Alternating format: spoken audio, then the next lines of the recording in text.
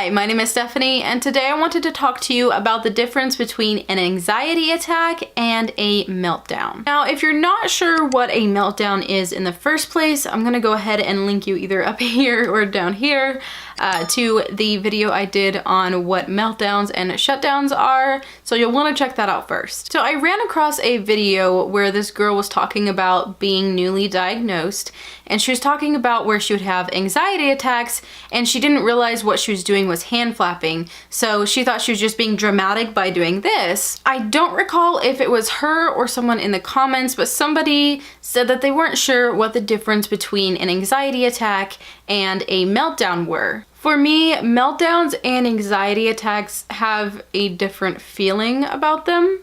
So with meltdowns, I typically can see kind of it building up. I can usually feel that I'm kind of heading towards a meltdown. Now, with a meltdown, of course, I am out of willful control. I'm able to recognize that things are happening with my body. I'm just not really in willful control. It's almost like I'm also an observer of the situation, kind of. So, for example, if I were screaming, I would realize that screaming was happening, and then I'd realize that I was the one doing it. For a meltdown, there's also usually a lot of action going on, whether it's vocal like screaming or physical like pulling or scratching or kicking or hitting, anything like that.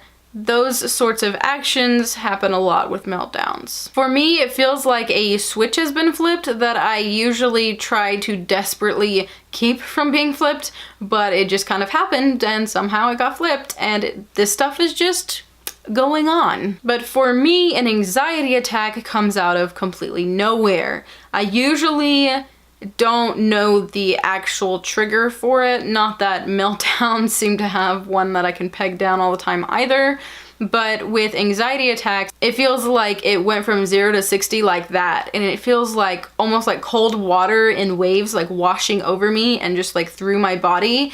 I can feel it like in all of my nerves and everything like that, and usually it blindsides me completely and I don't know what's happening, but all of a sudden it's just like washing over me, and I'm usually like crying and can't breathe or hyperventilating basically, and I'll feel really weak and can't usually stand on my own in that situation. And with those, it usually kind of washes in and washes out for me.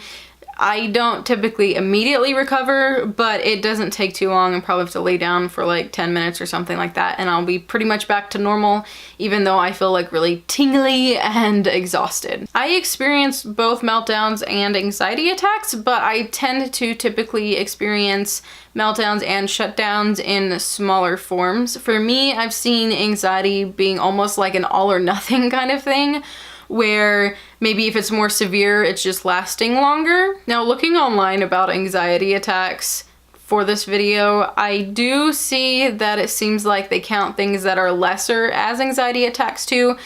I'm coming from the perspective of being so used to having anxiety all the time that it almost seems normal, but I guess maybe a more minor anxiety attack might just be like when everything all of a sudden becomes almost like you're hyper aware of every little thing, and maybe your mind is kind of spinning a little bit, and all of a sudden you're just like, I need to get out of here, because I do experience that at the grocery store, especially Aldi. So again, I'm not gonna say that that sensation is necessarily anxiety or a meltdown just because I'm not sure where that lies. Something I'd like to note though is that self-soothing is pretty normal for both anxiety attacks and meltdowns, kind of the aftermath maybe. Just like stimming, self-soothing actions can look a little odd from the outside observer.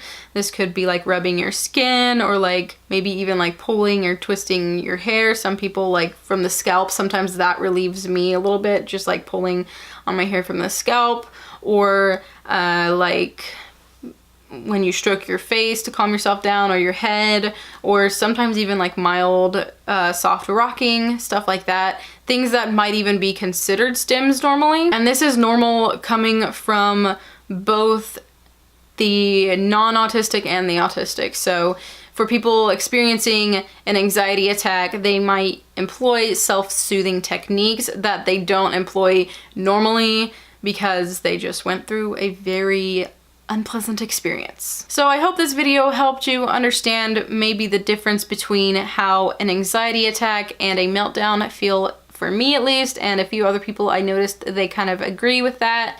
I'm interested in how you feel about that, if you can tell the difference between your anxiety attacks and your meltdowns, etc. Let me know in the comments below. If you enjoyed this video, please do give it a thumbs up, and I hope that I will be seeing you in my next video. If you haven't subscribed already, go ahead and do that. I post to this channel every Thursday at 4 p.m. Central Standard Time.